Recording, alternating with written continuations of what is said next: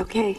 I am here to express an opinion that the medical board in California regularly violates the 6th Amendment of the U.S. Bill of Rights. Could you put the microphone just a little closer? Thank you. Thank you. Not providing for unbiased hearings. The board does not provide an objective written test such as one takes when obtaining a medical license. The members of the disciplinary hearings seem selected for a propensity to remove the license, and seemingly are not asked back if this does not occur. There should be an objective test with answers already in print and not an ever-changing set of hypothetical questions.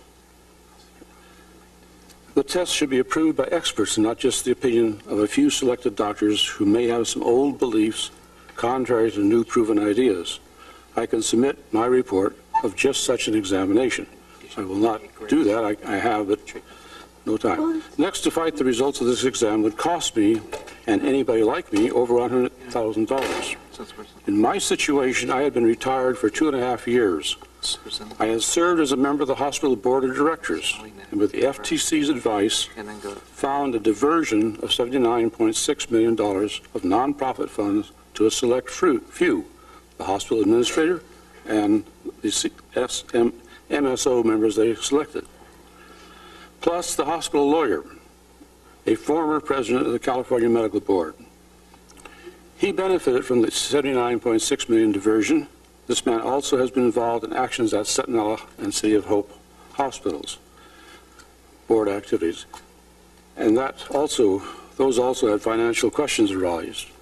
Years ago, we settled a suit in the formation of a group practice in the Pismo Beach area, and a letter in the LA Attorney General's office he placed there about me cites false information.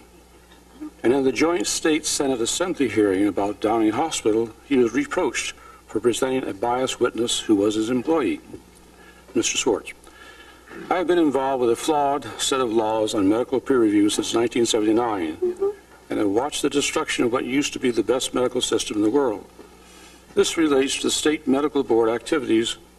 For losing a medical peer review mandates a report to the medical board, and often a loss of medical license. The review process needs to be fair. 10 to 20% of the time it is, and 80 to 90% it is not. It is a maliciously, economically driven process. In 1984, I proved the victim of such a review, and in court it was proven with the hospital's own data and the quality control nurse, my accusers lied. They admitted this. I was awarded a $500,000 punitive damage and made national headlines and was deluged by phone calls from similar doctor victims. My opinion had been that my experience was rare, just related to a local bunch of gangsters. The data we next collected proved this is the norm for medical peer review. I funded a society to get unbiased juries for doctors. I have talked by phone or face-to-face with over 10,000 doctors. I've done this with meetings and at the American College of Surgeons' insistence. And on the request, I wrote an editorial in the American Journal of Surgery, published in 1st of July, 1994. I have lectured 3 times to the American College of Legal Medicine at their request. This 2,000-plus membership of doctor lawyers got 1/3 of its memberships from doctor victims of medical peer review. I helped a Dr. Patrick take his case to the U.S. Supreme Court. Dr. Patrick's father had a seat on the New York Stock Exchange, or he would not have been able to fight this at all, even with my help and with the help of the APS. Peer review is not entitled to immunity, as it is said to be, and has been given, since no organization supervises medical peer review. That's what the U.S. Supreme Court said. There is no state action. Each hospital is its own fiefdom. The doctors have been their own worst enemies. Civil Code Section 43.8 in California gives absolute immunity to knowingly, deliberately lie on a medical peer review.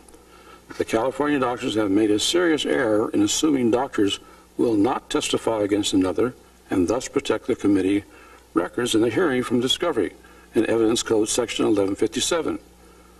One only needs to sit in a doctor's dining room to hear their slandering one another. Doctors are very eager to criticize each other. That is a false assumption. The famous Inquisition lasted from the year 1105 to 1884. Excuse me. Do you think that's changed now with managed care? It's gotten worse.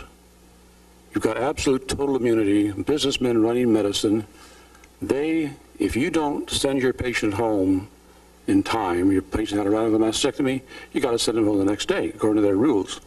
If you don't do that, then you are peer reviewed. They have control of the doctors they appoint the judge and the jury. They select the guy who will be the arbitrator, the lawyer, and they put the doctors that are on their side, on the jury. This is a kangaroo court, and this is what doctors are suffering. You're asking why doctors are quitting medicine. This is one of the reasons. Another major reason they're quitting medicine is the government regulations and all the hoops you have to jump through. It's just not worth it. And you can't, of course, the reimbursement's been dropped. Okay. I'm sorry, Mr. Dr. Waite. As long as you let me talk. Yeah. I just got a couple more paragraphs. The burning of people at the stake was going on